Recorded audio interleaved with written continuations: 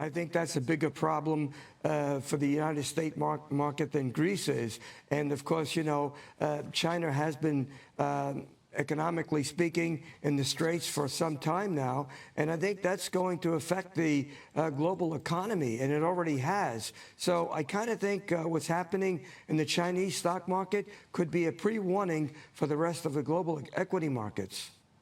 But Peter, are you saying that because of the massive declines in equity prices, that is going to have a knock-on effect across the economy and then, of course, impact the trade, linkages with the United States? Because a lot of people are saying that there hasn't been really that wealth effect created in China through the stock market.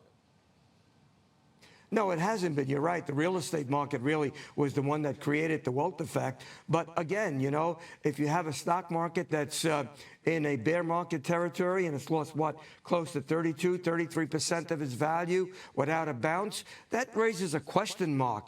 What is the Chinese economy all about? What is it? Where is it headed? And I think that's the scary part.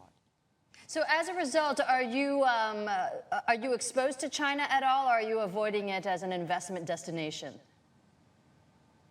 Well, right now I'm not invested in China, absolutely not. Again, as I said, this has been worrying me for some time. Hopefully I'm wrong, but I kind of suspect that if this turmoil continues, look, when you have the Chinese government doing everything possible to halt the decline, that raises a red flag as far as I'm concerned.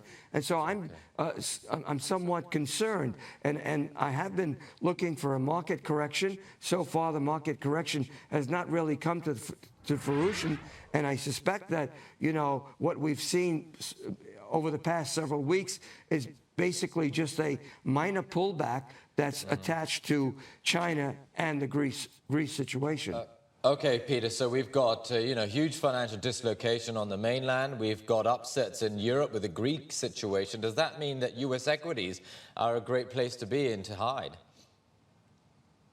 They will be, but I do believe that that the Greek situation and probably the Chinese situation is going to put some short-term market pressure here.